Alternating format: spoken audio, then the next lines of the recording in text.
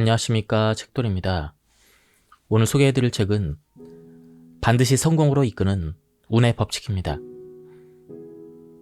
저자는 시바무라 에미코, 출판사는 넥스웍입니다. 시바무라 에미코는 사이토 히토리 씨의 제자인데요. 이 책은 사이토 히토리 씨의 어록을 대화 형식으로 기록한 책입니다. 그럼 바로 본문을 보도록 하겠습니다. 멋진 사이토 히토리 씨가 어느 날 누구나 성공하는 비결을 알려주기 시작했습니다. 이야기를 들으면 누구나 성공할 수가 있어. 모르면 절대 성공할 수 없지. 하지만 이 이야기를 아는 이상 누구도 성공은 피해갈 수 없어. 그것이 무엇이냐 하면 바로 매력이야. 이 세상에는 매력이라는 것이 있어. 인간에게는 매력적인 사람과 매력적이지 않은 사람이 있지. 그럼 매력이란 무엇일까? 매력은 인력과 비슷해. 흔히 지구에는 인력이 있다고 하지? 그건 틀린 말이 아니야. 인력이 있어서 지구가 있는 거야. 우주에는 먼지나 다양한 물질들이 떠다녀. 그 중에는 흡입력이 높은 물질이 있는데 그 물질 주변을 돌다 보면 흡입력이 더욱 높아지지. 이렇게 흡입력이 높은 물질 주변을 맴돌다가 지구가 생긴 거야. 만약 흡입력이 없다면 지구는 뿔뿔이 흩어졌겠지. 이와 비슷한 것이 바로 매력이야. 지구에는 인력이, 사람에게는 매력이 있는 거지. 우주에는 우주 적금이라는 것이 있고 매력적인 행동을 하면 그 금액은 점점 늘어나.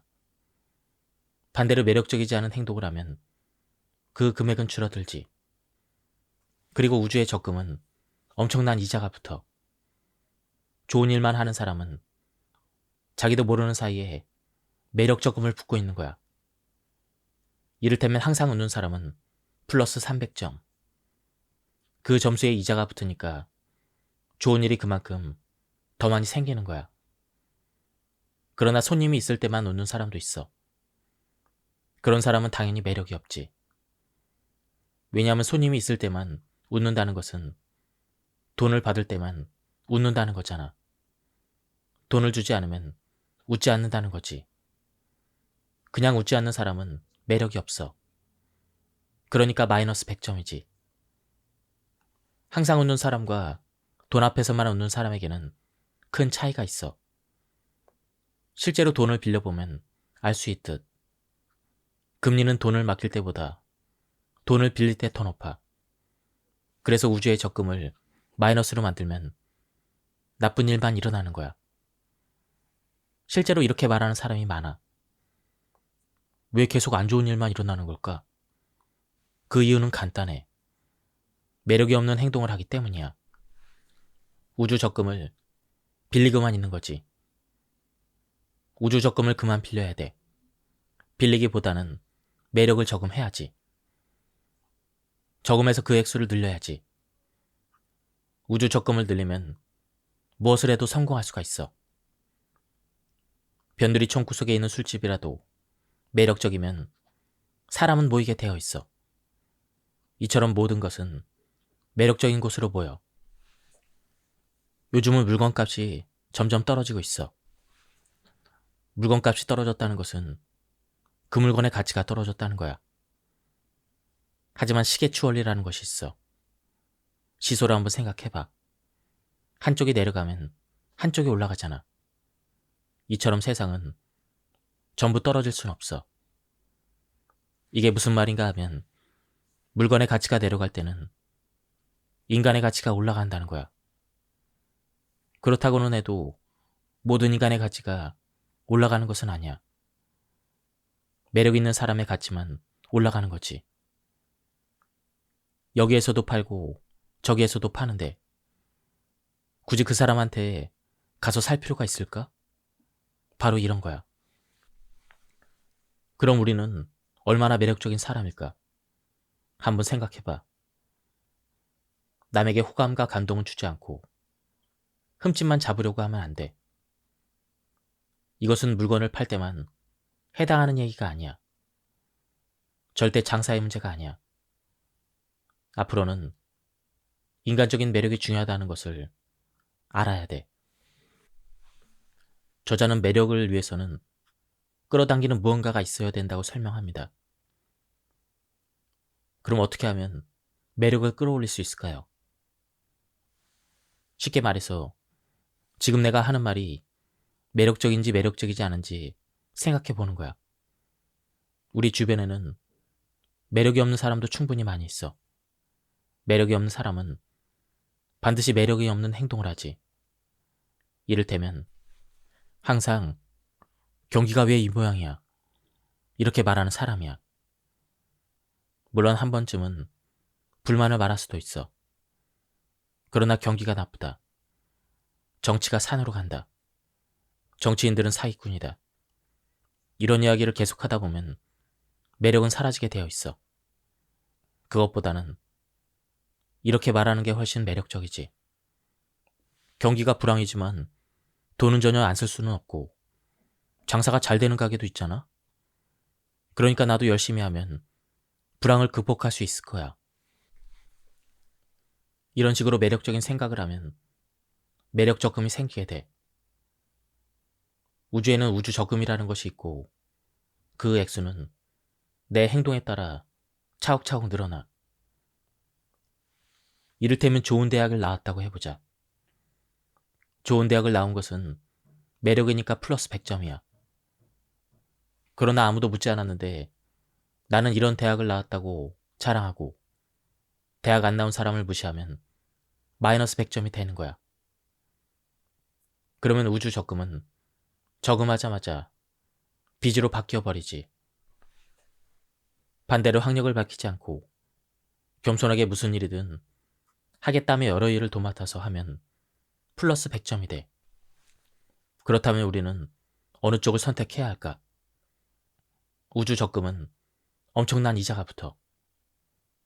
나는 사람들에게 어떻게 하면 나처럼 성공할 수 있냐는 질문을 많이 받아.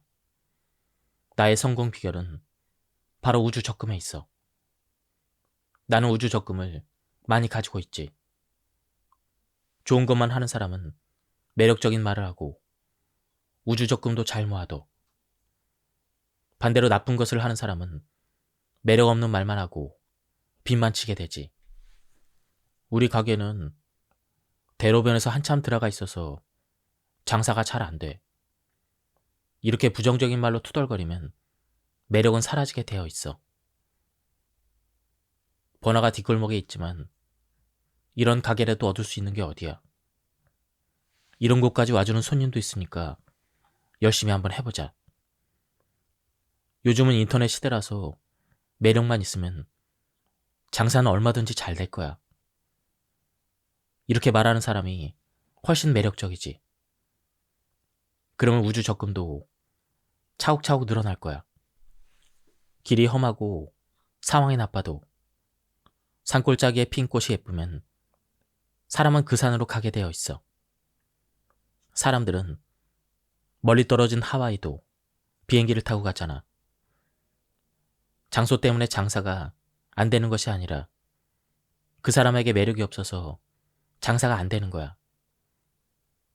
하물며 꽃도 보러 오는 사람이 있는데 왜 나를 보러 오는 사람은 아무도 없을까?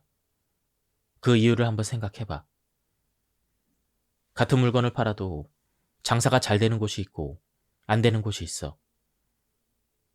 그럴 땐 이러쿵저러쿵 불만을 말하기 쉽지만 그러면 매력은 사라져. 매력이란 무엇일까? 매력적인 말을 하고 매력적인 행동을 하는 거야. 어려울 것이 하나도 없어. 지금 내가 하는 말은 매력적일까? 지금 내 행동은 매력적일까? 한번 잘 생각해봐. 매력이 없다는 것은 인력이 없다는 것과 같다. 인력이 없는데 손님이 모일까? 끌어당기는 힘이 없는데 손님이 모일 리가 없지. 끌어당기는 무언가가 없으면 어쩔 수 없어. 사람은 사람이 무언가로 끌어당겨야 오는 거야. 그러면 나는 어떤 부분에서 매력적인지 생각해야 돼. 누군가 좋은 것을 알려줬는데도 하지 않고 하더라도 설렁설렁 한다면 지혜는 나오지 않아. 그런 사람은 전혀 매력이 없지. 이걸 내 일이 아니라 다른 사람의 일이라고 생각을 해봐. 그런 사람이 매력적인지 아닌지 말이야. 전혀 매력적이지 않다는 생각이 들지? 학교에서도 마찬가지야. 후배가 왔을 때 선배로서 좋은 길로 이끌어주는 사람은 좋은 사람이야. 선배 대우만 받으려고 하는 사람은 흔히 말해 꼰대지. 그러니까 항상 매력적인 모습을 유지하는 사람에게 매력 적금이 생기는 거야. 사람들은 그것을 보고 방법론이다, 기술이다라고 말하지만 사실은 그렇지 않아. 매력이 없는 사람은 무엇을 해도 실패하게 되어 있어. 매력 없는 사람이 아무리 노래를 잘 부르고 춤을 잘 춰도 그것은 아무것도 되지 않아. 그러니까 자신의 매력을 높이는 것이 중요해. 그리고 매력적인 말을 하면 자신의 기분도 좋아질 거야. 상대방의 기분은 물론이고. 얼굴이 크고 다리가 짧아서 매력을 높일 수 없다고 말하는 사람이 있는데, 매력은 얼굴 크기와 다리 길이와는 상관이 없어. 험프리 보가드도 다리가 짧고 얼굴이 컸어. 그런데도 매력이 상당했지. 그런 말을 하는 사람에게는 매력이 나오지 않아. 짧은 건 짧은 대로 두면 되는 거야. 나는 상반신이 길어서 앉아있으면 멋있어 보여. 대신에 이렇게 장점을 살려서 긍정적으로 말해보는 거야. 이게 바로 자신을 매력적인 사람으로 바꾸는 방법이지. 그리고 항상 긍정적이고 항상 웃는 자신을 칭찬하면 되는 거야. 나는 몸이 약해서. 이런 말도 좋지 않아. 몸은 약하지만 아직은 살아있잖아. 건강해도 죽는 사람은 얼마든지 있어. 몸이 약해도 살아있는 한 사람은 무엇이든 배울 수 있잖아. 나는 몸이 약하지만 많은 것을 배워서 남에게 베풀고 웃으면서 살 거야. 이렇게 생각하는 거야. 이렇게 하면 단 한마디의 말로 내 매력을 충분히 보여줄 수가 있어.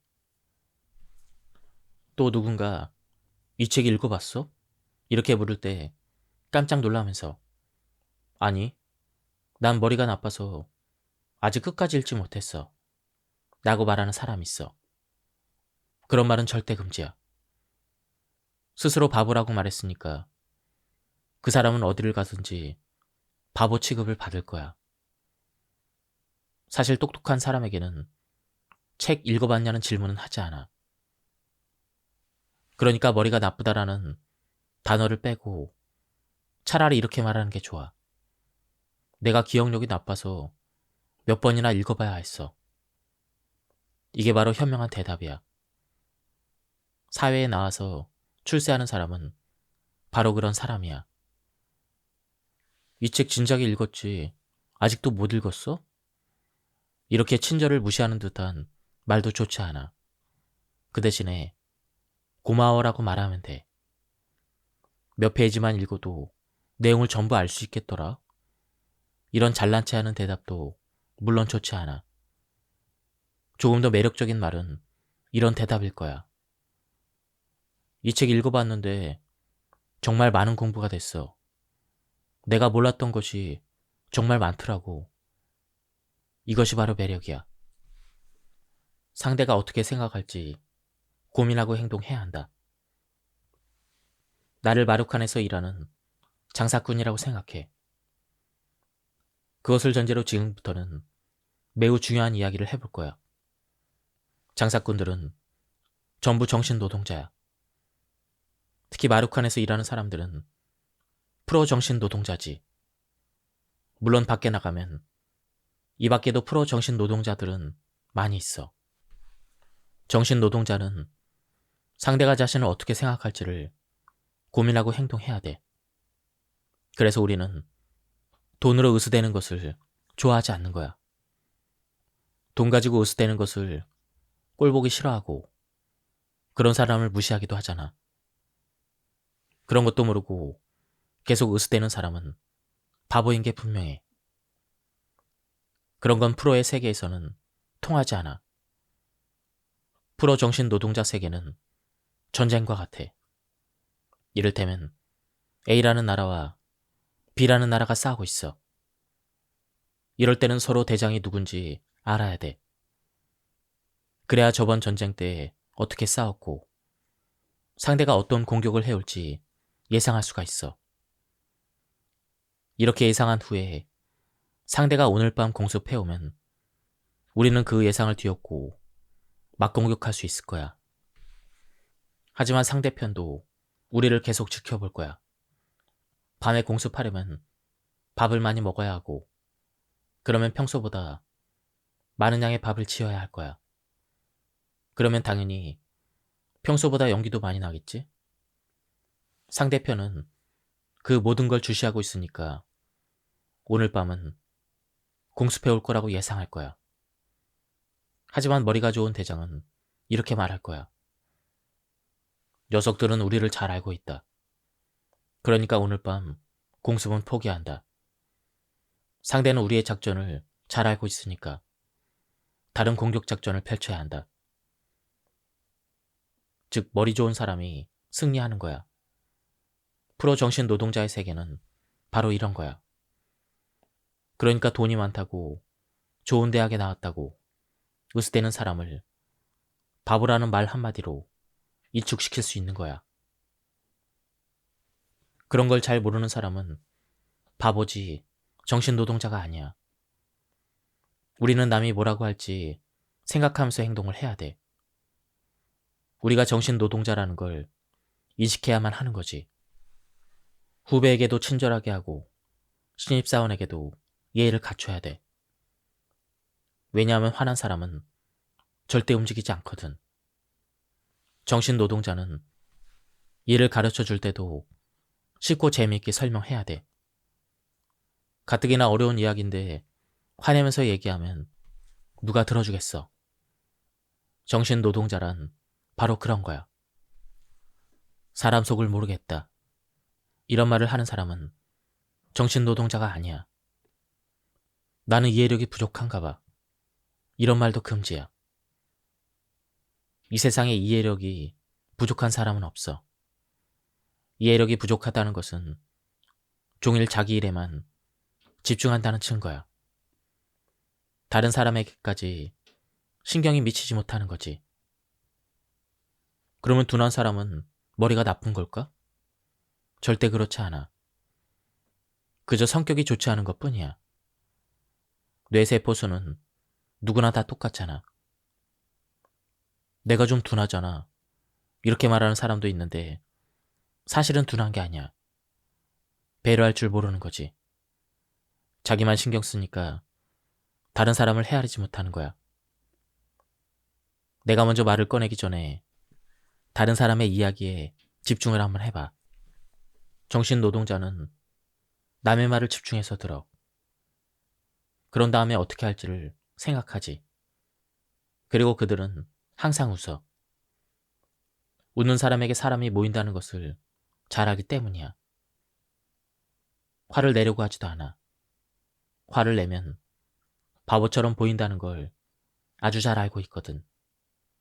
그들은 그저 당연한 것을 할 뿐이야. 정신노동은 어렵고 힘든 일이 아니야. 웃으면 이쁨 받고 화내면 미움을 받는다. 바로 이것뿐이야. 화가 나도 꼭 가르쳐야 할 것이 있을 때는 머리를 써야 돼. 답답하니까 화를 내는 것이 아니라 답답하니까 다른 방법을 생각해내야 하는 거야. 그래, 맞아.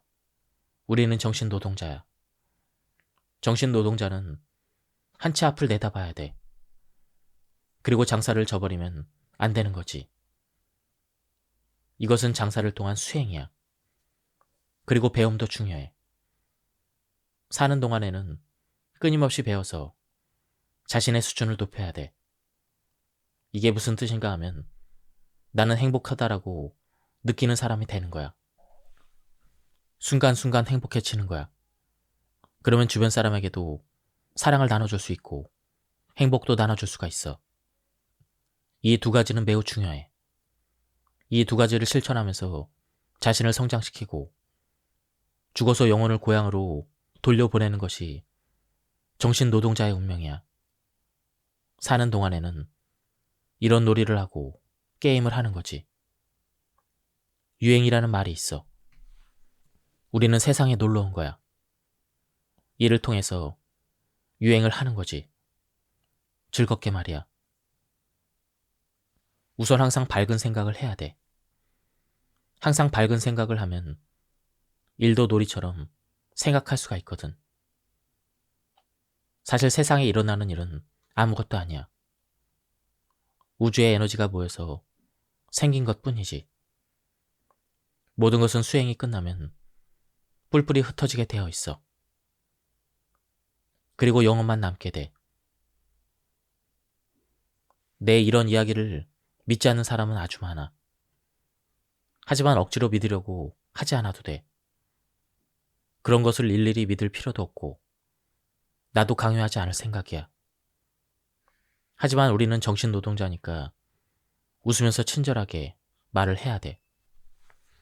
중국에는 산해진미를 모은 음식을 2, 3일에 걸쳐 먹는 만한적석이라는 코스가 있어. 이것을 한 번에 다 먹는 사람도 바로 바보야. 자기 혼자 다 먹지 못할 만큼 많은 음식이 나왔어도 굶주린 사람에게 나눠주는 것이 좋은 왕이지. 하지만 아무에게도 나눠주지 않고 혼자 다 먹어버린다면 그건 왕이 아니라 바로 바보야. 양쯔강에 사는 수달은 양쯔강의 물을 전부 다 마시지 않아. 그래서 물이 마르지 않는 거야. 자기에게 딱 필요한 만큼의 물만 마시지. 이것이 현명하게 사는 방법이야. 현명한 삶은 훌륭한 삶과는 달라. 훌륭할 필요는 없어. 왜 꼭 훌륭하고 대단해야 된다고 생각하지? 불필요한 것까지 탐하는 게 뭐가 훌륭하겠어. 그것은 짐이 돼. 불필요한 짐을 메고 힘겹게 걸어가면서 남에게 미움까지 받는다.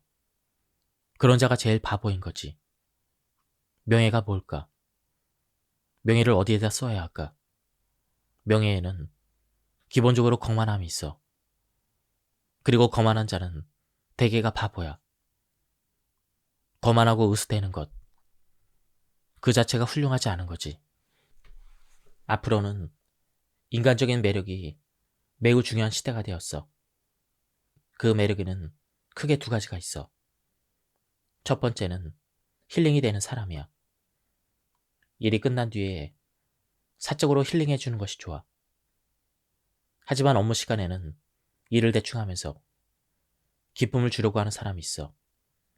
그 사람은 아마 곧 회사에서 쫓겨날 거야. 지금은 경제의 시대야. 따라서 경제성이 낮거나 생산성이 떨어지는 사람은 버림받을 수밖에 없지. 그런 이유로 두 번째가 경제성과 생산성이 높은 사람이야. 즉, 몸은 빠르고 마음은 안정된 사람이야. 세상은 이런 사람을 프로라고 불러. 이를테면 프로 요리사에게는 주문이 자꾸 밀려드는데 그들은 아무리 바빠도 음식을 척척 내놔. 그들은 칼에 손을 베이지도 않고 설탕과 소금을 착각하지도 않아. 그리고 프로 축구 선수들도 몸을 빠르게 움직이지만 판단은 냉철하게 해. 긴박한 상황 속에서 냉철하게 몸을 움직이면서 정확한 슛을 하지. 프로는 이렇게 모순된 면을 가지고 있어. 이 시대의 매력은 이런 모순된 면이 필요해. 자신이 좋아하는 것만 해서는 안 돼. 개인적인 취향은 아무래도 상관없어. 상대방의 생각이 중요하기 때문이야. 이제 이런 시대가 온 거야. 그건 어쩔 수 없는 사실이지. 끓는 점이 높으면 사업가로서의 매력, 직장인으로서의 매력이 올라간다는 이야기야. 다 알다시피 물은 100도씨가 되면 끓어. 그런데 우리가 장사하는데 40%만 나쁘고 나머지는 한가한다고 해봐. 즉 40%만 일하면 되는 지금 나의 온도는 40도인 거야. 그러나 40도는 끓는 점이 되지 않아. 40도로는 기차를 움직일 수 없지. 그래서 우리는 온도를 100도씨로 만들어야 하는 거야. 이번에는 베테랑 미용사가 있다고 해보자. 베테랑 미용사란 혼자서 두 사람의 몫을 하는 사람을 말해. 이건 이득이 아니라 오히려 그 반대야. 냄비에 물이 2배로 늘어나면 어떻게 될까? 끓는데 시간이 오래 걸리잖아. 만약 베테랑 미용사가 있는 가게에 손님이 10명이 온다고 쳐보자. 그러면 냄비의 물은 10배로 늘어난 거니까 물을 끓이기 위해서는 10배가 더 힘들겠지? 이처럼 물이 많으면 많을수록 냄비 속의 온도는 내려갈 거야. 그리고 끓는데 시간이 많이 걸릴 거야. 그럼 어떻게 해야 할까? 냄비를 작게 만들어야 돼. 냄비가 작으면 물은 금방 끓잖아. 매장을 넓힌다는 건 그런 의미야. 사람들은 손님이 많아지면 매장을 확장하잖아. 베테랑 미용사가 돼서 조금 바빠지면 조금 쉬고 싶어서 일주일 동안 해외여행을 다녀오려고요. 이렇게 주제 넘은 말을 하곤 해. 이건 수전이 말장난이야. 해외여행을 가는 건 좋아. 하지만 좋은 방법이 있어. 무작정 해외여행을 가겠다라고 말하는 것이 아니라 파리에 이런저런 패션쇼가 있는데 거기에 내가 메이크업을 담당하게 돼서 다녀오겠다고 말하는 거야. 그러면 손님은 베테랑 미용사라 그런가 정말 바쁘시구나 라고 생각할 거야. 그런데 그것을 그냥 일주일 동안 해외여행을 가겠다고 말하면 불난집에 부채질을 하는 것이 아니라 찬물을 끼얹는 꼴이 되는 거야. 그래서 바빠야 하는 거야. 손님은 바쁜 가게로 몰리게 되어 있어. 그래서 끓는 점을 올려야 하는 거지. 끓는 점을 올리면 기적이 일어날 거야. 직장인도 마찬가지야. 100도씨가 되면 좋아. 사람들은 흔히 좋은 일자리가 없다고 말해. 좋은 일자리란 대부분 한가하고 연봉이 높고 휴가까지 많은 회사라고 생각을 하지. 하지만 그렇게 마음대로 일하다가는 금방 해고당할 거야. 그러니까 이미 바쁘더라도 조금만 더 힘을 내보는 거야. 그리고 그 바쁜 시간을 숨기면 안 돼. 바쁘다는 걸 어필해야 돼. 한가해 보이는 행동을 하면 안 돼. 한가하게 있으면 안 돼. 제가 할 일이 더 없나요? 이렇게 묻는 사람은 직장인이든 사업가든 성공하게 되어 있어. 그런데 내 친구 중에는 남에게 이용당하는 걸 싫어하는 녀석들이 있어. 나는 그들에게 이렇게 말해. 괜찮아. 걱정하지 마. 넌 이용 가치가 전혀 없으니까. 어른의 사회라는 것은 남에게 이용을 당해야 비로소 돈이 생기는 거야. 이용당하길 거부하는 녀석은 이용할 가치가 없어. 중학교의 일진이라면 빵 사와라고 말할 테지만 어른의 사회에서는 월급만큼 일해라고 말해. 이 세계에서 거저 일하는 것은 없어. 특히 사회로 나오면 거저 얻어지는 것은 전혀 없지. 그래서 이용 가치를 얼마큼 높이는가가 중요해. 매력을 붙이면 이용 가치가 올라갈 거야. 다음은 사람의 그릇에 대한 부분입니다. 그릇도 크면 클수록 좋아. 내 그릇이 커졌을 때는 후배의 의견에도 귀를 기울일 수가 있어. 모두 좋은 의견 있으면 말해봐라고 후배들에게 말하면 다양한 의견이 나오잖아. 좋은 의견이 나왔다면 그것을 받아들이면 돼. 받아들였다는 것은 내 생각도 그것과 마찬가지라는 뜻이야. 그리고 그 의견은 후배들의 입을 통해서 나오기는 했지만 우리 모두의 지혜이기도 해. 다들 그렇게 생각하면 좋을 거야. 다 같이 만들어낸 지혜라고 말이야. 저 녀석은 좋은 생각을 냈는데 난 왜 안 나오는 거지? 이렇게 속 좁게 생각하면 안 돼.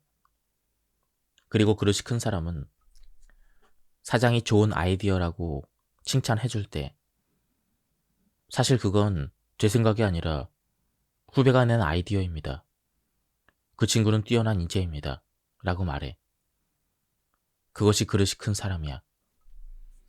그리고 만약 그 프로젝트가 실패했을 때는 그 후배를 탓하지 않고 최종 책임자는 저니까 제가 책임질게요. 라고 말하지. 이렇게 용기 있게 말하는 사람에게는 사람이 따르게 되어 있어. 정말 멋진 사람이지. 멋지다고 말했지만 이것은 남자를 뜻하는 말도 여자를 뜻하는 말도 아니야. 이 사람의 삶이 멋지다는 거야. 멋있음은 남녀를 따지지 않지. 그리고 이렇게 멋있는 사람에게는 사람이 따를 수밖에 없어. 장기와 실전은 완전히 달라. 대장이 부하 뒤에 숨으면 어떻게 될까? 그런 대장은 아무도 따르지 않을 거야. 대장이 맨 앞에 서도 상대편의 부하는 대장을 죽이지 못해. 이렇게 겁먹지 않고 앞으로 서니까 모두가 그를 따르는 거야. 그래서 전쟁에서 이길 수 있는 거야. 그러니까 맨 앞에 서야 돼. 총알이 날아오는 곳으로 대장이 가면 부하도 그를 따라갈 거야. 그래서 총에 맞지 않는 거야. 돌격할 때는 어디엔가 숨어 있겠지. 그리고 돌격이라고 외쳤을 때 일제히 나가는 거야. 그것이 총에 맞지 않는 비결이야. 무서워서 자꾸 뒤로 도망가니까 총알에 맞는 거야. 적이 언제 올지 몰라 망을 보고 있지만 마음은 이미 해이해져 있고 돌격했을 때 주춤하지. 그래서 겁쟁이들이 총에 맞는 거야. 총알은 아무에게나 날아오지 않아. 총에 안 맞는 사람은 안 맞게 되어 있어. 만약 총에 맞았다면 그것은 본인의 수명인 거야. 수명이 닿을 때까지는 죽지 않아. 위험한 곳에 가서 죽은 게 아니야. 죽음은 수명이 닿았을 때 와. 그래서 수명이 닿을 때까지는 죽지 않아. 목숨은 그런 거야. 그러니까 겁먹지 말고 앞으로 나아가는 게 좋아. 사람은 자기의 중요감을 채워주는 사람을 좋아해. 싫은 사람이란 자기 중요감에 상처를 내는 사람이야. 이를테면 내 험담을 하거나 내가 가진 것을 하찮게 생각하는 사람이 있어. 이렇게 자기 중요감에 상처를 주는 사람은 미움을 받아. 그런데 왜 그런 짓을 하는 걸까? 남의 중요감에 상처를 주면 상대적으로 내 가치는 올라가고 상대의 가치는 내려간다고 생각하기 때문이야. 만약 친구 중에 좋은 대학에 합격한 사람이 있다면 그때 대단한데? 축하해. 이렇게 솔직히 말하면 자신의 중요감이 떨어지는 느낌이 들지. 그래서 일부러 옛날 얘기를 꺼내는 거야. 저 녀석 좋은 대학에 들어갔어도 중학교 때는 공부도 못하고 찌질했어. 이런 식으로 남의 중요감을 떨어뜨리면서 자신의 중요감을 높이지. 그리고 회사에서는 자기의 중요감만 주장하면서 자기 멋대로 구는 사람이 있어. 이를테면 휴가를 가거나 퇴직할 때 남은 사람을 골탕 먹이려고 일부러 일을 어렵게 만들어 놓은 사람이 있어. 그렇게 하고는 역시 내가 없으니까 회사가 안 돌아간다며 자기의 중요감을 주장하지. 하지만 이런 사람은 결국 대접을 잘 못 받아. 상대에게 좋은 일이 생겼을 때는 반드시 축하를 해줘야 돼. 내가 없어도 회사가 잘 운영될 수 있도록 준비를 해놔야 돼. 그리고 좋은 아이디어는 아낌없이 주변에 줘야 하고, 자기의 중요감은 이렇게 써야 올라가는 거야. 자기 중요감을 스스로 채우는 방법은 이것밖에 없어. 사람은 누구나 자기 중요감을 갈망해. 그래서 나뿐 아니라 남의 중요감도 채워줘야 하는 거야. 회사에서 아무리 잘 나간다 해도 자기 중요감만 고집하면 안 돼. 자신의 중요감을 주장하기보다는 다른 사람의 중요감을 채워줘야 돼. 이를테면 회사 사장에게 이렇게 말해봐. 사장님 덕분에 이렇게 좋은 직장에 들어올 수가 있었습니다. 게다가 월급까지 잘 챙겨주셔서 제 가족 모두가 사장님께 감사하고 있습니다. 그러면 사장은 기분이 좋아져서 그 사람을 더 아껴줄 거야. 윗사람의 중요감을 채워주기는 비교적 쉬워. 그러니 윗사람을 대상으로 먼저 연습을 해보는 거야. 이것이 점점 습관이 되면 나와 아무런 상관이 없는 사람이나 이해관계가 전혀 없는 사람에게도 할 수가 있어. 이를테면 버스를 탔을 때 기사분에게 웃으면서 이렇게 말할 수가 있어. 오늘도 수고 많으십니다. 더운데 고생이 많으십니다. 그리고 회사 화장실 청소를 해주시는 분에게는 이렇게 말할 수가 있어. 덕분에 매일 깨끗한 화장실을 쓰고 있습니다. 고맙습니다. 이렇게 다른 사람의 중요감을 채워주면 나는 마음이 넓은 사람, 매력적인 사람으로 보이게 돼. 저 사람 참 좋은 사람이네. 이런 말을 듣게 되지. 바라기만 하는 사람에게는 끝이 없어. 자기 중요감을 바래도 중요감은 손에 들어오지 않아. 자기 중요감은 먼저 베풀어야 내 손에 들어와. 하지만 자기 중요감이 없는 사람은 남에게 그것을 베풀 수가 없어. 내가 가진 돈이 없으면 남에게 돈을 빌려주지 못하잖아. 그것과 같은 이치야. 나에게 중요감이 있으니까 남에게 베풀 마음도 생기는 거야. 사람은 자기 중요감이 없으면 내 중요감을 높이기 위해서 약한 사람의 중요감을 빼앗아.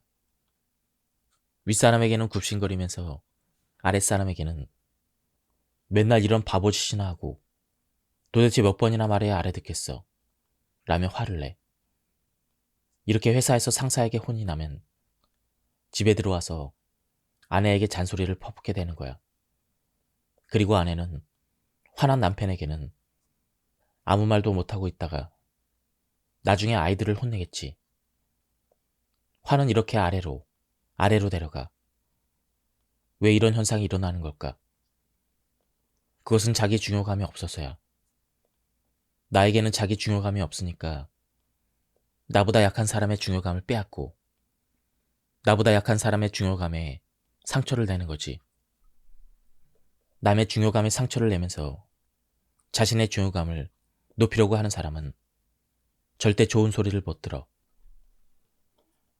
내가 많이 가졌다는 것을 모르니까 불안하고 화나고 괴로운 거야. 인간은 이렇게 불안하고 화나고 괴로울 때 독을 뿜어내. 아무리 장사가 잘 돼도 부부 사이가 나쁘면 표정이 말해줘. 그러면 종업원은 불안해하고 결국엔 독이 나올 거야. 그 독은 당연히 가게의 분위기를 무겁게 만들겠지. 가게를 찾는 손님은 왜 이렇게 칙칙하지? 뭔가 기분 나쁜 분위기야. 라면 재빨리 용건을 마치고 서둘러 나올 거야. 이런 것을 전복 따기 현상이라 불러. 해녀를 떠올려봐. 해녀는 바다에 들어가 전복을 따다 바다를 즐길 여유도 없이 서둘러 나와버리잖아. 이렇게 분위기가 어둡고 칙칙한 가게는 두 번 다시 가지 않으려 할 거야. 태어나길 잘했다고 생각하고 지금이 최고라고 생각하면 마음의 촛불이 켜져. 그리고 그 촛불은 다른 사람의 마음으로 번지지. 모두 지금이 어두운 밤이라 생각하니까 밝은 곳을 찾는 거야. 내 마음의 촛불을 켜준 그 사람을 다시 만나고 싶어 하지.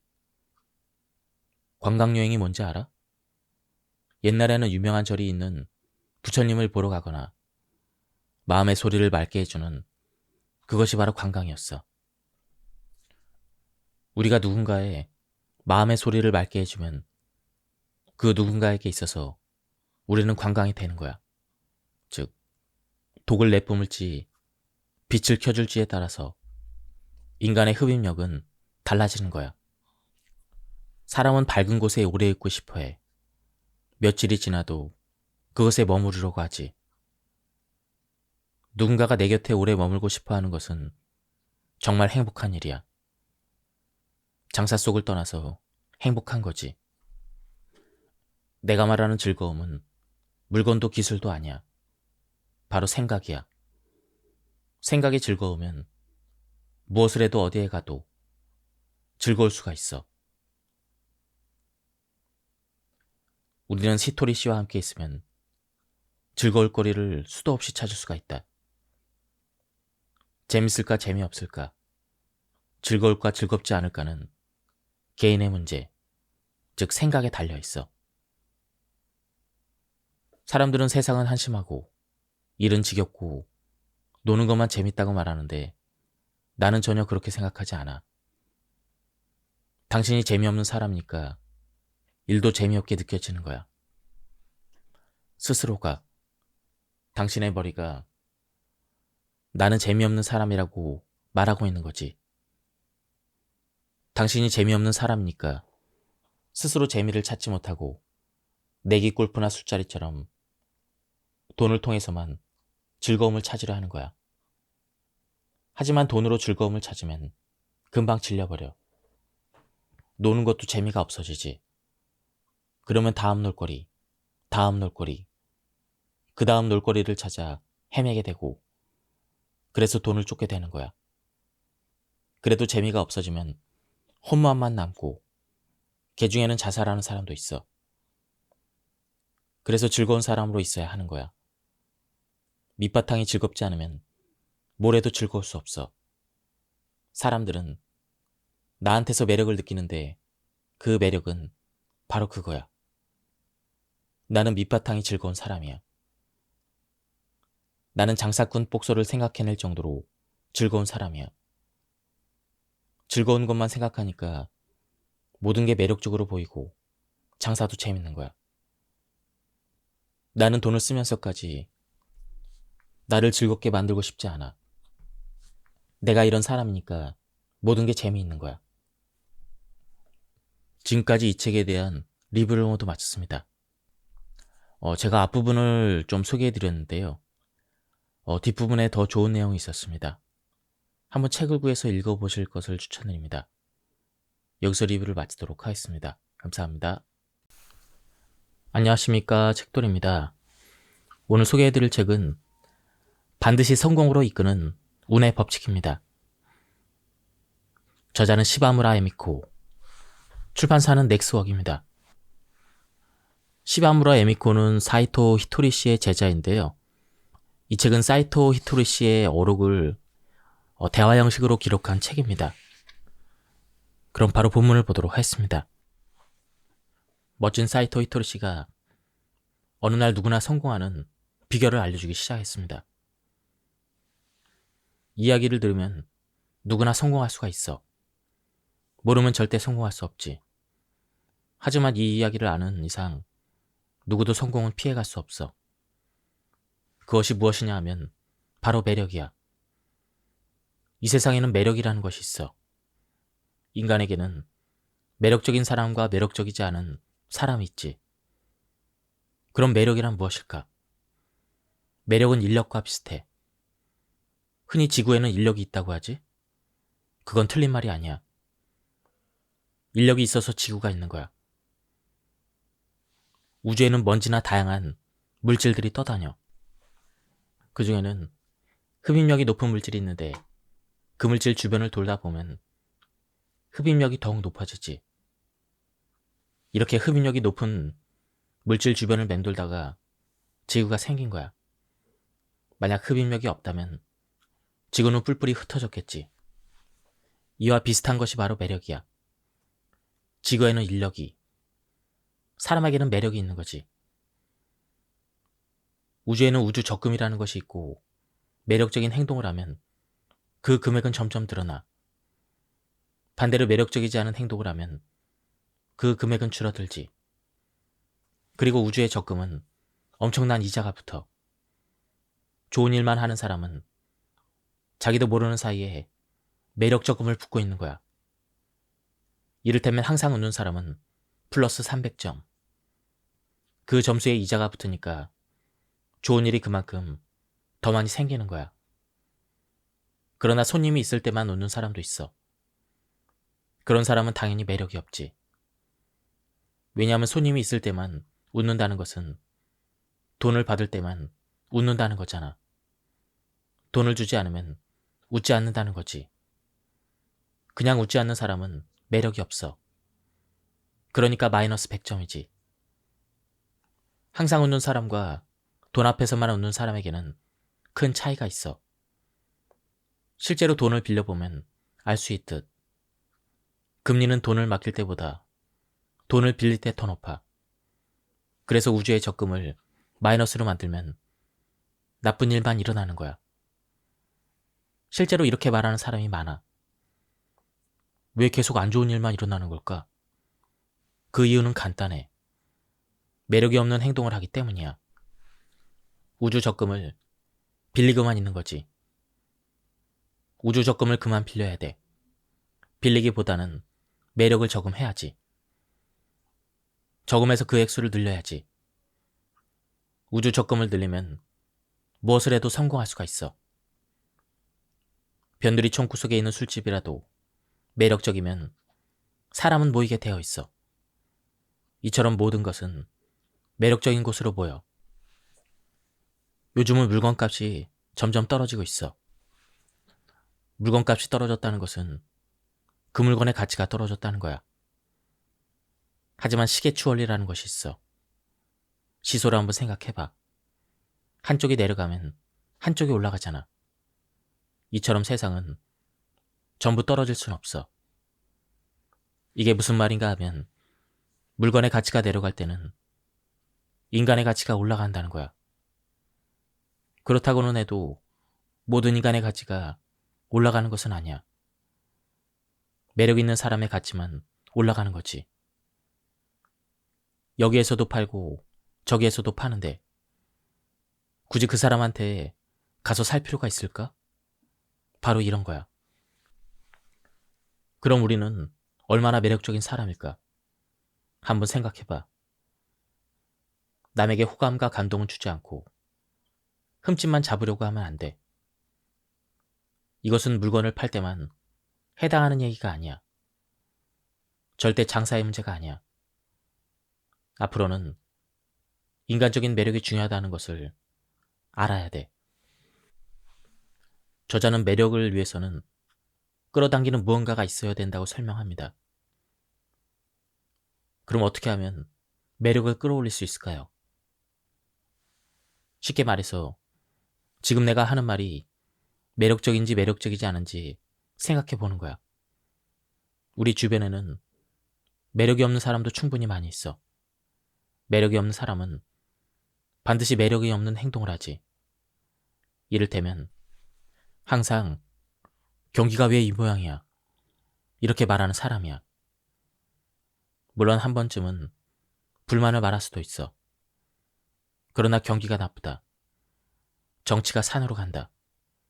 정치인들은 사기꾼이다. 이런 이야기를 계속하다 보면 매력은 사라지게 되어 있어. 그것보다는 이렇게 말하는 게 훨씬 매력적이지.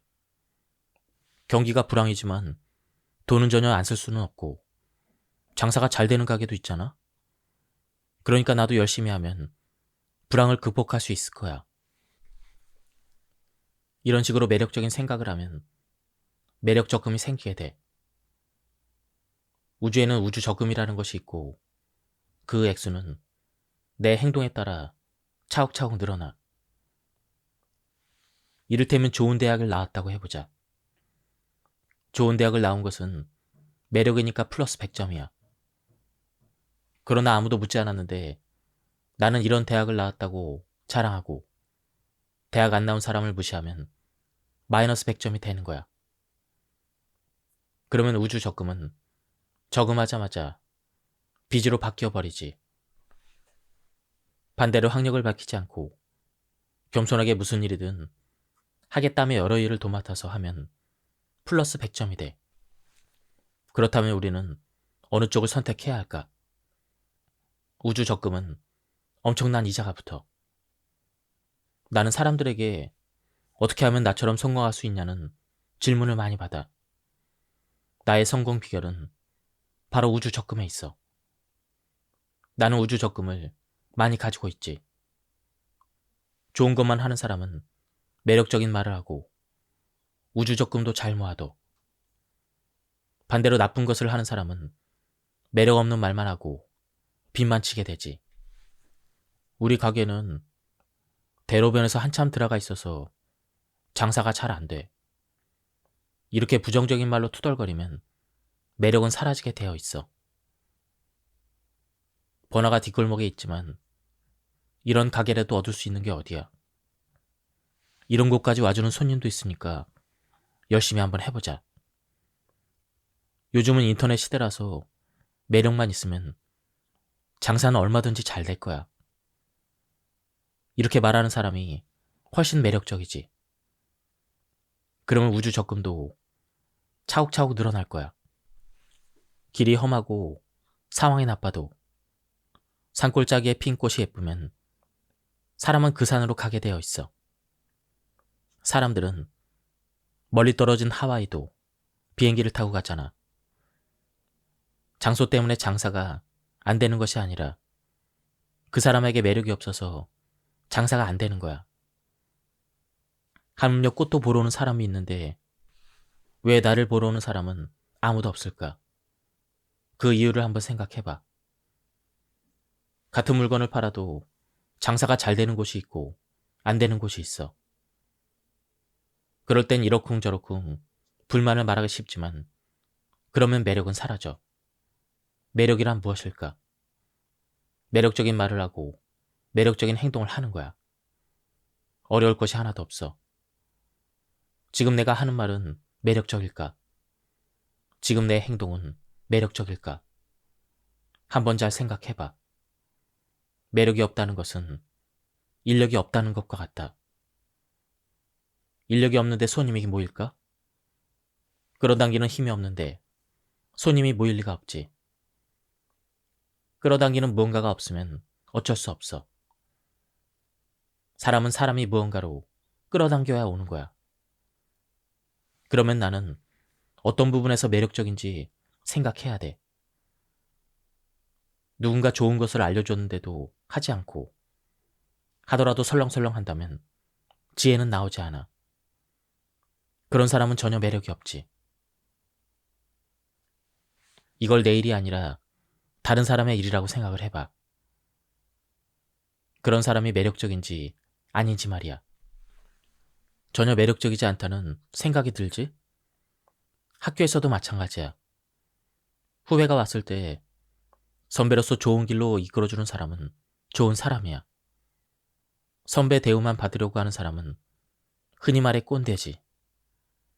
그러니까 항상 매력적인 모습을 유지하는 사람에게 매력 적금이 생기는 거야. 사람들은 그것을 보고 방법론이다, 기술이다라고 말하지만 사실은 그렇지 않아. 매력이 없는 사람은 무엇을 해도 실패하게 되어 있어. 매력 없는 사람이 아무리 노래를 잘 부르고 춤을 잘 춰도 그것은 아무것도 되지 않아. 그러니까 자신의 매력을 높이는 것이 중요해. 그리고 매력적인 말을 하면 자신의 기분도 좋아질 거야. 상대방의 기분은 물론이고.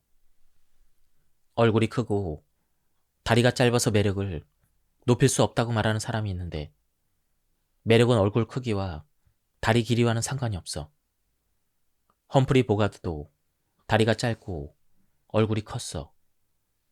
그런데도 매력이 상당했지. 그런 말을 하는 사람에게는 매력이 나오지 않아.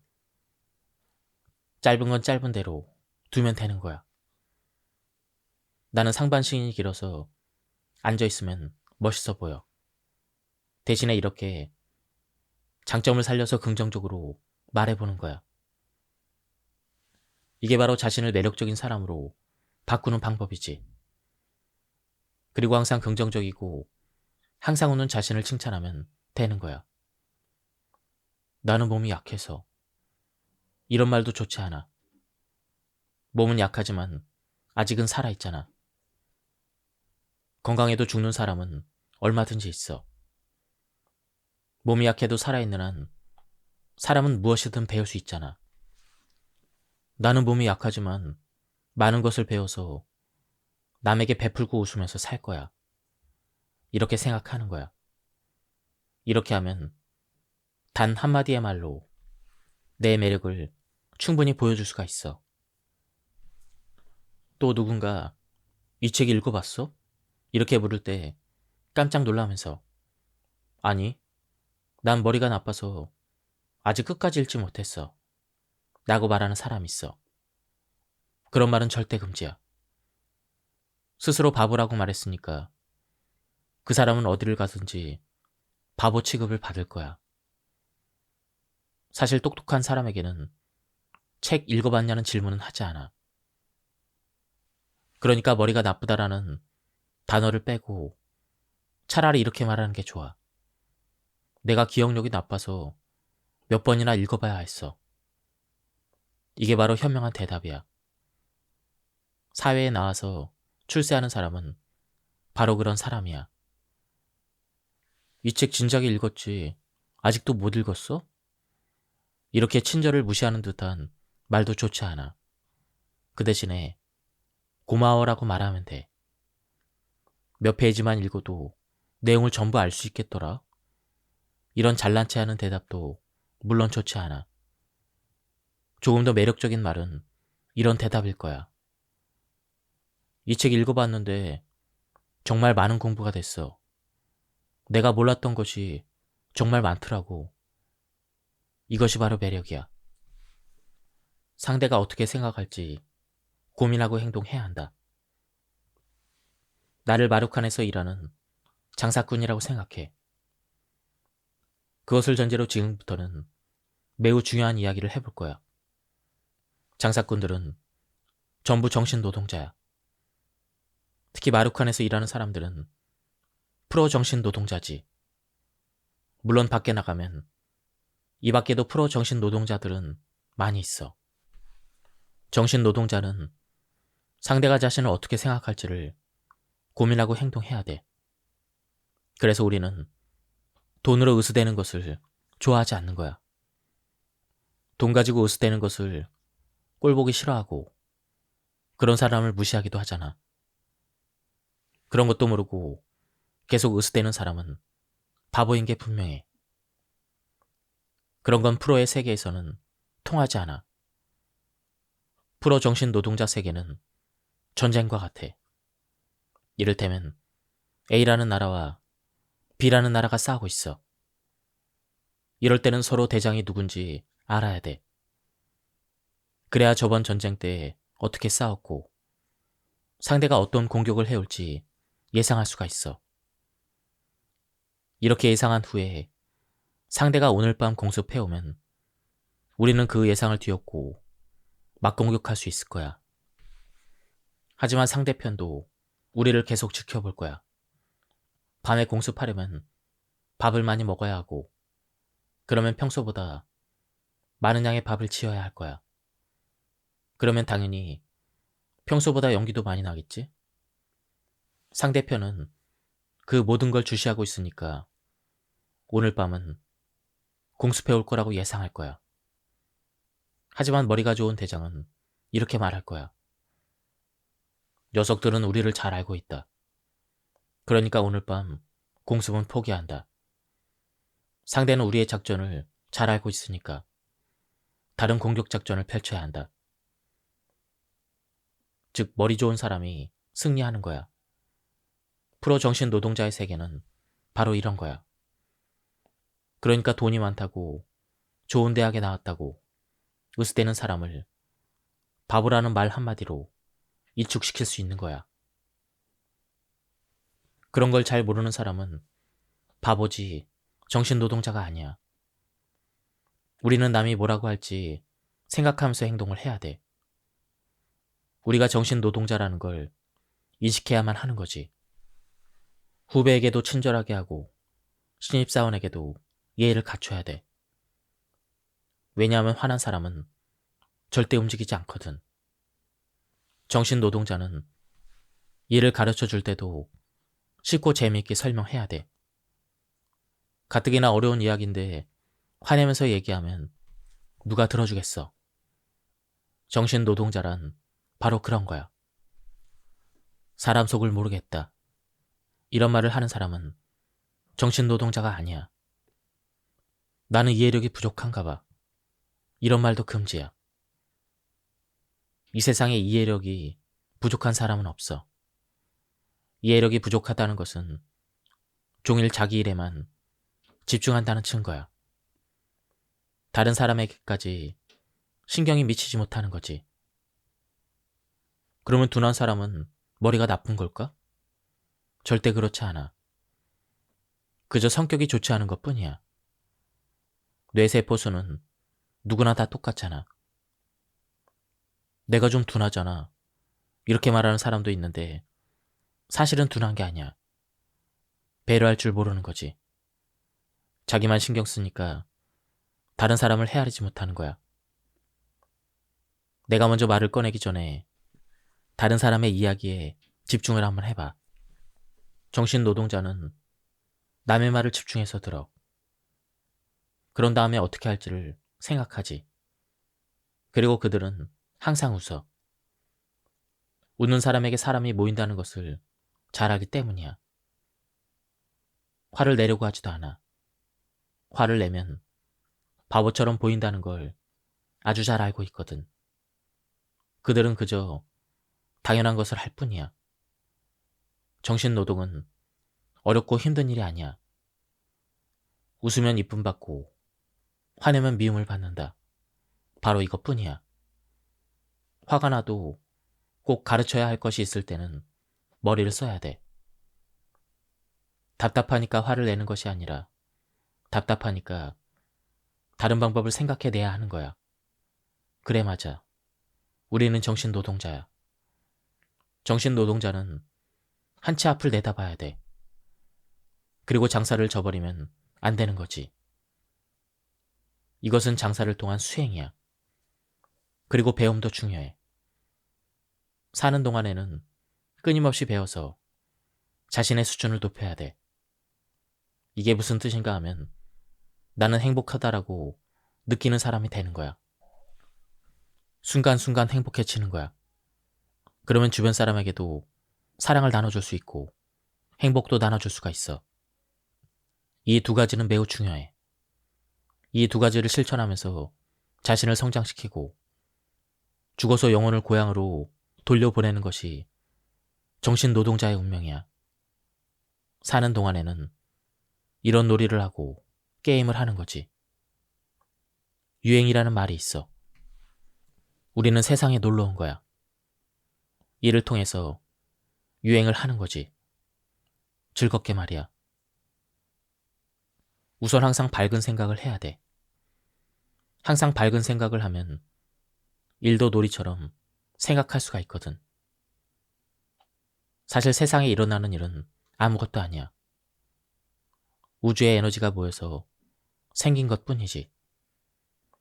모든 것은 수행이 끝나면 뿔뿔이 흩어지게 되어 있어. 그리고 영혼만 남게 돼. 내 이런 이야기를 믿지 않는 사람은 아주 많아. 하지만 억지로 믿으려고 하지 않아도 돼. 그런 것을 일일이 믿을 필요도 없고 나도 강요하지 않을 생각이야.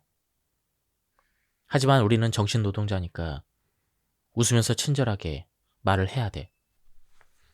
중국에는 산해지미를 모은 음식을 2, 3일에 걸쳐 먹는 만한적석이라는 코스가 있어. 이것을 한 번에 다 먹는 사람도 바로 바보야. 자기 혼자 다 먹지 못할 만큼 많은 음식이 나왔어도 굶주린 사람에게 나눠주는 것이 좋은 왕이지. 하지만 아무에게도 나눠주지 않고 혼자 다 먹어버린다면 그건 왕이 아니라 바로 바보야. 양쯔강에 사는 수달은 양쯔강의 물을 전부 다 마시지 않아. 그래서 물이 마르지 않는 거야. 자기에게 딱 필요한 만큼의 물만 마시지. 이것이 현명하게 사는 방법이야. 현명한 삶은 훌륭한 삶과는 달라. 훌륭할 필요는 없어. 왜 꼭 훌륭하고 대단해야 된다고 생각하지? 불필요한 것까지 탐하는 게 뭐가 훌륭하겠어. 그것은 짐이 돼. 불필요한 짐을 메고 힘겹게 걸어가면서 남에게 미움까지 받는다. 그런 자가 제일 바보인 거지. 명예가 뭘까? 명예를 어디에다 써야 할까? 명예에는 기본적으로 거만함이 있어. 그리고 거만한 자는 대개가 바보야. 거만하고 으스대는 것. 그 자체가 훌륭하지 않은 거지. 앞으로는 인간적인 매력이 매우 중요한 시대가 되었어. 그 매력에는 크게 두 가지가 있어. 첫 번째는 힐링이 되는 사람이야. 일이 끝난 뒤에 사적으로 힐링해 주는 것이 좋아. 하지만 업무 시간에는 일을 대충 하면서 기쁨을 주려고 하는 사람이 있어. 그 사람은 아마 곧 회사에서 쫓겨날 거야. 지금은 경제의 시대야. 따라서 경제성이 낮거나 생산성이 떨어지는 사람은 버림받을 수밖에 없지.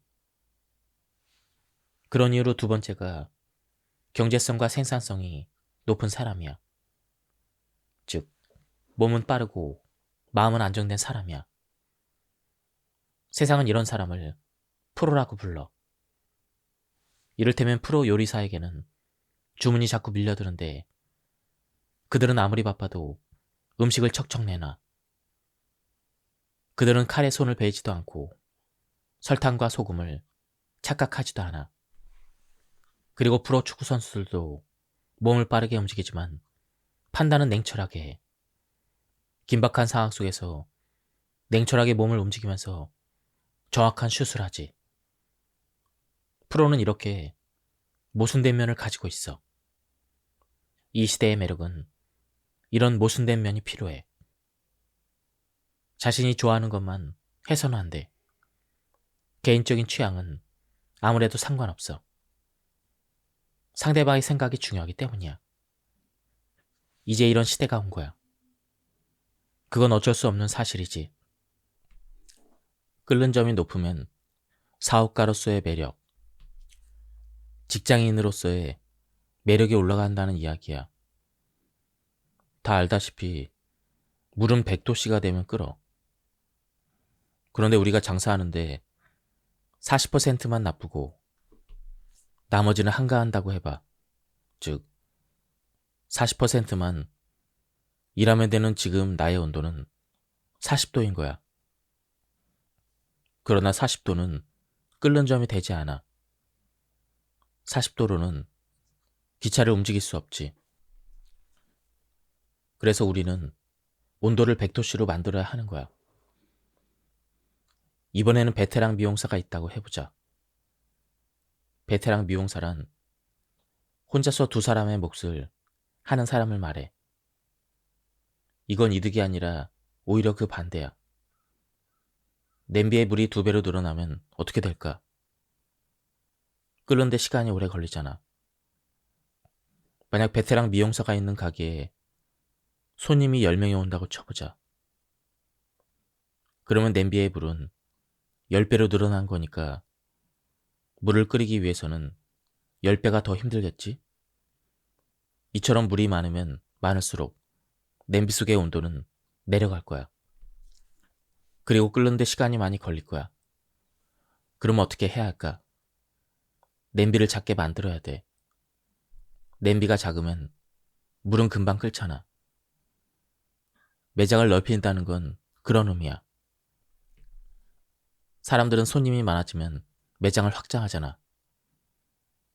베테랑 미용사가 돼서 조금 바빠지면 조금 쉬고 싶어서 일주일 동안 해외여행을 다녀오려고요.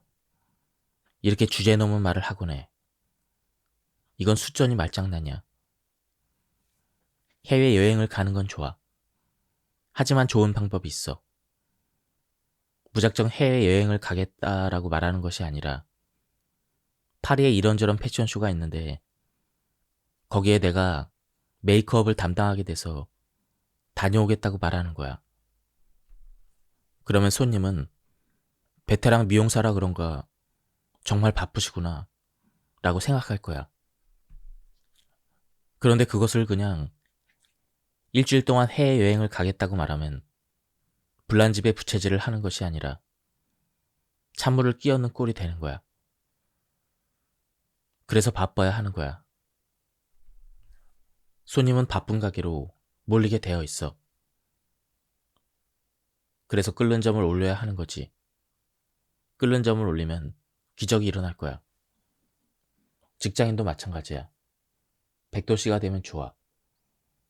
사람들은 흔히 좋은 일자리가 없다고 말해. 좋은 일자리란 대부분 한가하고 연봉이 높고 휴가까지 많은 회사라고 생각을 하지.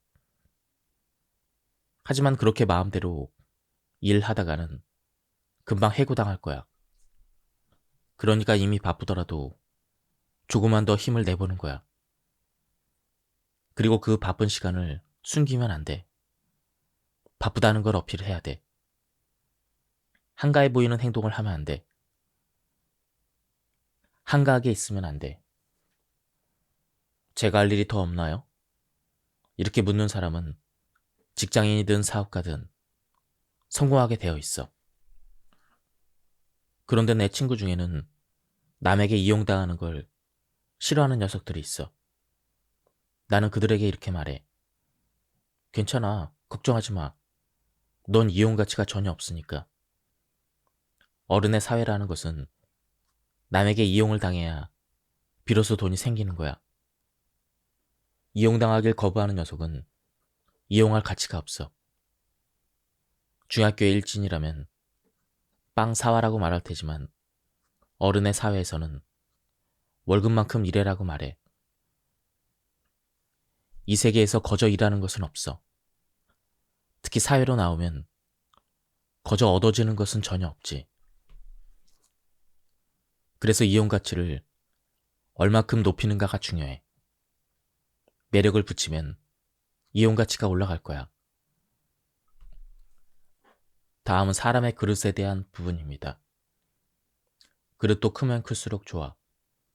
내 그릇이 커졌을 때는 후배의 의견에도 귀를 기울일 수가 있어. 모두 좋은 의견 있으면 말해봐라고 후배들에게 말하면 다양한 의견이 나오잖아. 좋은 의견이 나왔다면 그것을 받아들이면 돼. 받아들였다는 것은 내 생각도 그것과 마찬가지라는 뜻이야. 그리고 그 의견은 후배들의 입을 통해서 나오기는 했지만 우리 모두의 지혜이기도 해. 다들 그렇게 생각하면 좋을 거야. 다 같이 만들어낸 지혜라고 말이야. 저 녀석은 좋은 생각을 냈는데 난 왜 안 나오는 거지? 이렇게 속 좁게 생각하면 안 돼. 그리고 그릇이 큰 사람은 사장이 좋은 아이디어라고 칭찬해 줄 때 사실 그건 제 생각이 아니라 후배가 낸 아이디어입니다. 그 친구는 뛰어난 인재입니다. 라고 말해. 그것이 그릇이 큰 사람이야. 그리고 만약 그 프로젝트가 실패했을 때는 그 후배를 탓하지 않고 최종 책임자는 저니까 제가 책임질게요. 라고 말하지. 이렇게 용기 있게 말하는 사람에게는 사람이 따르게 되어 있어. 정말 멋진 사람이지. 멋지다고 말했지만 이것은 남자를 뜻하는 말도 여자를 뜻하는 말도 아니야. 이 사람의 삶이 멋지다는 거야. 멋있음은 남녀를 따지지 않지. 그리고 이렇게 멋있는 사람에게는 사람이 따를 수밖에 없어. 장기와 실전은 완전히 달라. 대장이 부하 뒤에 숨으면 어떻게 될까? 그런 대장은 아무도 따르지 않을 거야. 대장이 맨 앞에 서도 상대편의 부하는 대장을 죽이지 못해. 이렇게 겁먹지 않고 앞으로 서니까 모두가 그를 따르는 거야. 그래서 전쟁에서 이길 수 있는 거야.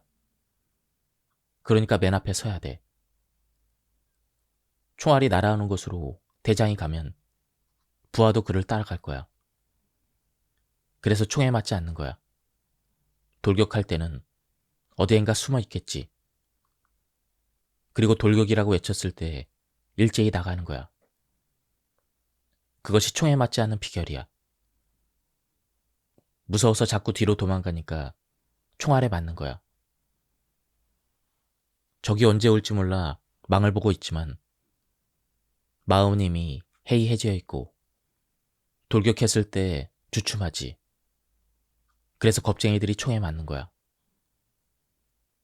총알은 아무에게나 날아오지 않아. 총에 안 맞는 사람은 안 맞게 되어 있어. 만약 총에 맞았다면 그것은 본인의 수명인 거야. 수명이 닿을 때까지는 죽지 않아. 위험한 곳에 가서 죽은 게 아니야. 죽음은 수명이 닿았을 때 와. 그래서 수명이 닿을 때까지는 죽지 않아. 목숨은 그런 거야. 그러니까 겁먹지 말고 앞으로 나아가는 게 좋아. 사람은 자기의 중요감을 채워주는 사람을 좋아해.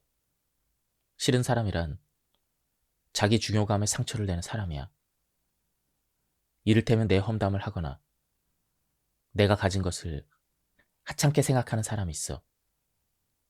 이렇게 자기 중요감에 상처를 주는 사람은 미움을 받아. 그런데 왜 그런 짓을 하는 걸까? 남의 중요감에 상처를 주면 상대적으로 내 가치는 올라가고 상대의 가치는 내려간다고 생각하기 때문이야. 만약 친구 중에 좋은 대학에 합격한 사람이 있다면 그때 대단한데? 축하해. 이렇게 솔직히 말하면 자신의 중요감이 떨어지는 느낌이 들지. 그래서 일부러 옛날 얘기를 꺼내는 거야. 저 녀석 좋은 대학에 들어갔어도 중학교 때는 공부도 못하고 찌질했어. 이런 식으로 남의 중요감을 떨어뜨리면서 자신의 중요감을 높이지. 그리고 회사에서는 자기의 중요감만 주장하면서 자기 멋대로 구는 사람이 있어. 이를테면 휴가를 가거나 퇴직할 때 남은 사람을 골탕 먹이려고 일부러 일을 어렵게 만들어 놓은 사람이 있어. 그렇게 하고는 역시 내가 없으니까 회사가 안 돌아간다며 자기의 중요감을 주장하지.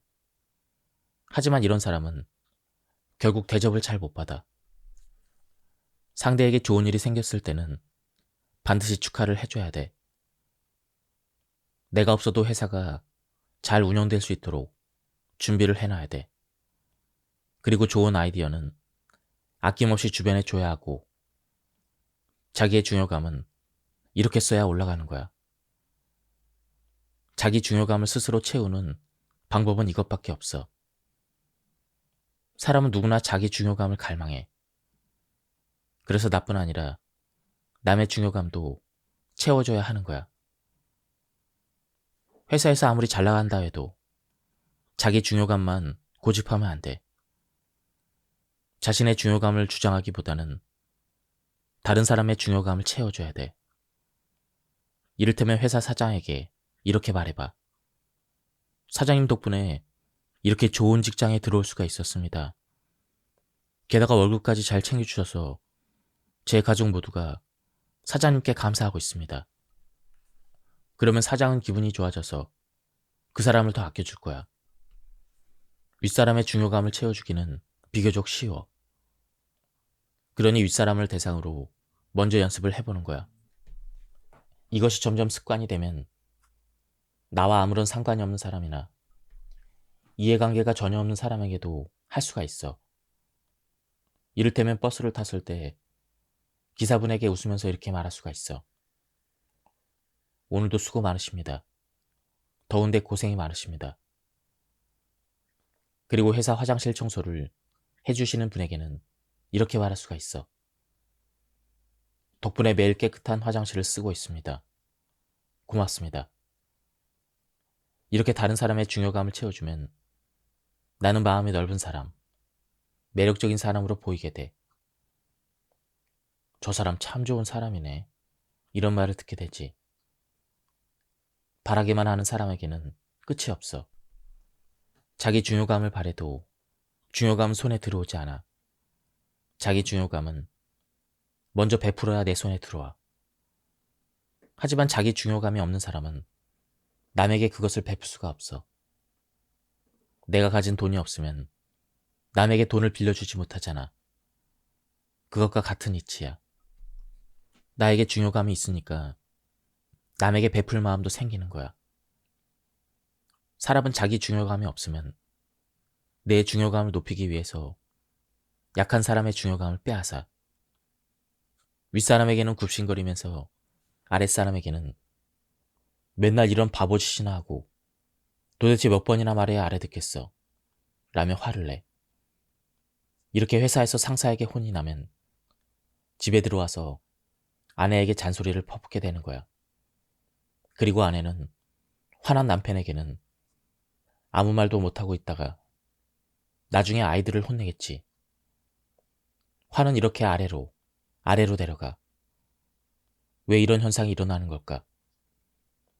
그것은 자기 중요감이 없어서야. 나에게는 자기 중요감이 없으니까 나보다 약한 사람의 중요감을 빼앗고 나보다 약한 사람의 중요감에 상처를 내는 거지. 남의 중요감에 상처를 내면서 자신의 중요감을 높이려고 하는 사람은 절대 좋은 소리를 못 들어.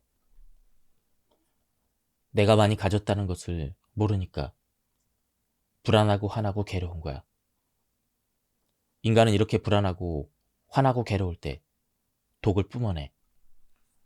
아무리 장사가 잘 돼도 부부 사이가 나쁘면 표정이 말해줘. 그러면 종업원은 불안해하고 결국엔 독이 나올 거야. 그 독은 당연히 가게의 분위기를 무겁게 만들겠지. 가게를 찾는 손님은 왜 이렇게 칙칙하지? 뭔가 기분 나쁜 분위기야. 라면 재빨리 용건을 마치고 서둘러 나올 거야. 이런 것을 전복 따기 현상이라 불러. 해녀를 떠올려봐. 해녀는 바다에 들어가 전복을 따다 바다를 즐길 여유도 없이 서둘러 나와버리잖아.